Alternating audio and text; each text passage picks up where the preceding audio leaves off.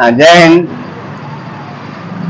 मैं इब्राहिम जमादार, प्रदेश अध्यक्ष अखिल भारतीय जन जागृति संगठन। पिछले एक महीने से महीना डेढ़ महीना हो गया, शोलापुर में क्या चल रहा है पता नहीं। खुद को बड़ा बड़ा समाज का ठेकेदार समझने वाले, खासकर मुस्लिम समाज के नेता, ये आपस में लड़ रहे हैं। कुछ व्हाइट बॉल नगर सेवक, हम उसे व्हाइट बॉल ही कहेंगे क्यों, तो जनता उनको बाजू में हटा दी है, वो चालू नगर सेवकों के खिलाफ बात कर रहे हैं और उसके जवाब देने में हमारे चालू नगर सेवक टाइम पास कर रहे हैं। इस वजह से समाज का और अपने भाग का क्या मुद्दा है, ये बाजू में सर हो रहा है। अब हम देखेंगे, पिछले महीने एमआईएम के माजी अध्यक्ष फारूक शाब्दी साहब ने बड़ा आंदोलन किया। उन्हें आंदोलन करने की जरूरत नहीं थी, उन्हें आंदोलन करने की जरूरत नहीं थी। क्यों?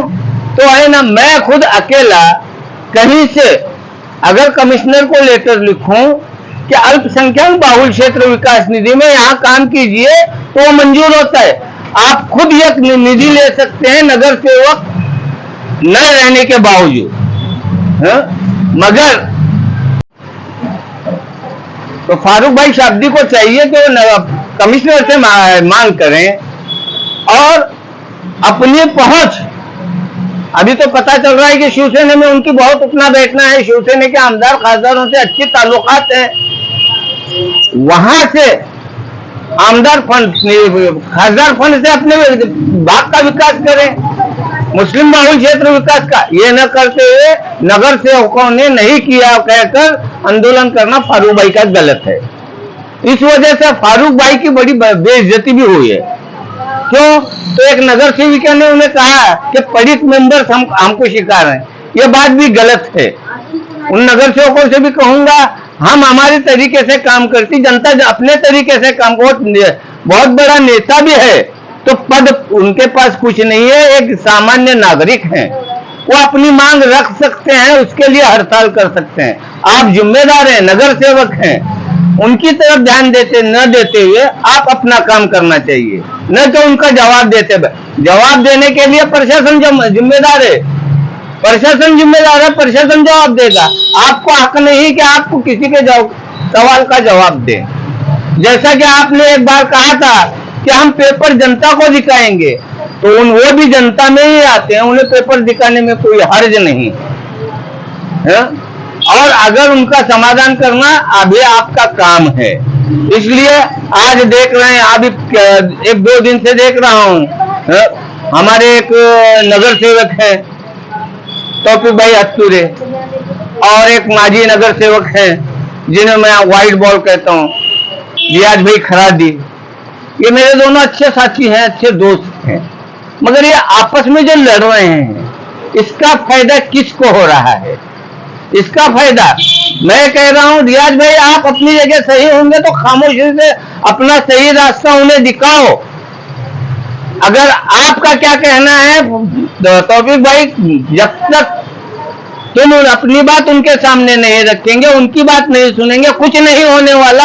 आपस में कुत्तों की तरह लड़ते ही बैठना पड़ेगा। इसलिए आपस में बैठो। आपके लड़ाई की वजह से दूसरा कुछ नहीं हो रहा। मुस्लिम समाज का, मुस्लिम नेताओं का एक तमाशा बन गया है। आज हम है ना, एक तुम्हारे तमाशे से हमारा कर्मनुक हो रहा है, हमको मजा आ रहा है। तुम ऐसे ही लड़ते रहो, हम मजा लेते रहेंगे। आज हम ये सोच रहे हैं, इसलिए आप खामोशी से अपना काम करें।